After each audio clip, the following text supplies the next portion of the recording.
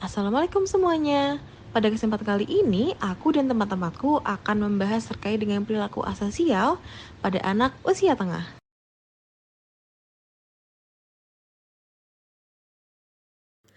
Apa sih perilaku asosial itu? Nah, Chaplin mendefinisikan perilaku asosial adalah kekurangan atau tidak punya rasa sosial atau kesadaran sosial tanpa memiliki nilai sosial. Orang yang tidak sosial atau asosial adalah orang yang tidak mengetahui apa yang dituntut oleh kelompok sosial sehingga berperilaku yang tidak memenuhi tuntutan sosial. Oleh karena itu, mereka tidak diterima oleh kelompok dan terpaksa menggunakan sebagian besar waktu mereka untuk berada seorang diri. Nah, setelah mengetahui apa itu perilaku asosial, berikutnya ada beberapa jenis perilaku asosial menurut Harlock dalam Menitasari Candrasa 1978. Pola perilaku yang termasuk dalam perilaku asosial adalah yang pertama negativisme. Contohnya seperti menolak perintah. Anak mungkin seringkali menolak untuk mengikuti perintah yang diberikan oleh orang tua atau gurunya. Yang kedua ada agresif, seperti melontarkan kata-kata kasar, bisa juga dia mengintimidasi teman sebayanya. Yang ketiga ada pertengkaran, yang keempat ada mengejek dan menggertak, yang kelima ada perilaku yang sok kuasa, yang keenam ada egosentrisme, yaitu ketidakmampuan untuk memahami perspektif orang lain. Anak mungkin kesulitan memahami bahwa orang lain memiliki pandangan dan perasaan yang berbeda. Lalu yang ketujuh ada prasangka, seperti mengolok-olok atau menghina teman sebayanya berdasarkan karakteristik seperti warna kulit, agama, atau asal etnisnya. Yang terakhir ada antagonisme, contohnya seperti menunjukkan sikap marah atau berkelahi secara verbal. Kemudian untuk yang selanjutnya terdapat faktor-faktor dari perilaku asosial. Yang pertama ada faktor lingkungan keluarga, kemudian yang kedua ada lingkungan sekolah, kemudian yang ketiga ada dari teman sebaya, kemudian yang keempat dari masyarakat, kemudian yang kelima dari media sosial, serta yang terakhir dari pengasuhan orang tua. Di sini lingkungan sosial, perilaku sosial anak sebagian besar dipengaruhi oleh lingkungan sosialnya, baik dari lingkungan keluarga, sekolah, teman sebaya, dan masyarakat.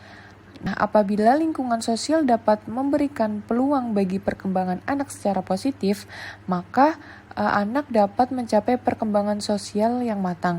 Namun sebaliknya, jika lingkungan sosial itu kurang mendukung seperti perilaku yang kasar dari orang tua, kemudian lingkungan sekolah, dan lingkungan masyarakat yang buruk, maka perilaku sosial anak akan sering menunjukkan perilaku yang menyimpang. Kemudian yang selanjutnya ada dari kategori media sosial. Di sini perilaku asosial terjadi karena orang-orang terbiasa hidup di dunia maya. Banyak orang saat ini yang mengabaikan lingkungan sosialnya karena interaksi sosial yang seharusnya ada di dunia nyata tidak terjadi. Seperti banyak orang yang lebih memilih berinteraksi di dunia maya meskipun mereka sedang berkumpul dengan orang lain dan seharusnya interaksi tersebut dapat terjadi di dunia nyata. Jadi di sini media sosial itu sangat berpengaruh karena di dunia ini juga perkembangan teknologi juga semakin canggih. Jadi dari media sosial ini bisa mendekatkan orang yang jauh jaraknya dari kita, namun bisa menjauhkan dari orang yang dekat dengan kita. Kemudian untuk faktor yang terakhir adalah pengasuhan orang tua, di mana peran ayah yang terlibat dalam pengasuhan dapat berpengaruh terhadap keseluruhan perkembangan baik secara sosial, emosional, moral, dan prestasi akademik anak. Sehingga pengasuhan orang tua, khususnya pengasuhan ayah, sangat penting bagi perilaku moral anak. Seperti seorang anak yang mendapatkan pengasuhan yang baik akan lebih mudah beradaptasi dengan aturan dan norma di lingkungannya. Apa saja sih dampak dari perilaku asosial yang dilakukan oleh anak usia tengah? Perilaku asosial pada anak usia tengah dapat mengakibatkan masalah dalam hubungan sosial, seperti isolasi sosial dan kesulitan berinteraksi dengan teman sebaya, serta masalah akademik seperti absensi tinggi dan kurangnya kerjasama dengan guru. Selain itu, anak kemungkinan dapat mengalami perasaan rendah diri dan ketidakpercayaan diri, yang kemudian memiliki dampak negatif pada perkembangan emosi mereka. Jika tidak ditangani dengan baik, perilaku asosial ini nantinya dapat berkembang menjadi masalah perilaku yang lebih serius saat di anak dewasa, seperti perilaku kriminal atau kecanduan, serta menyebabkan stres pada keluarga. Mencegah perilaku asosial pada anak melibatkan upaya bersama dari orang tua, pendidik, dan lingkungan.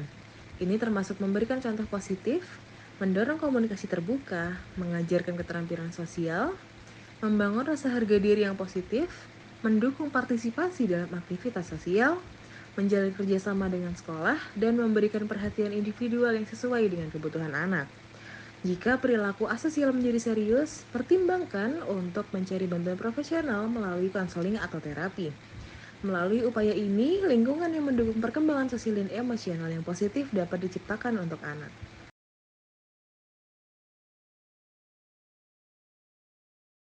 Sekian penjelasan dari kami, kurang lebihnya kami memohon maaf. Terima kasih atas perhatian teman-teman semua.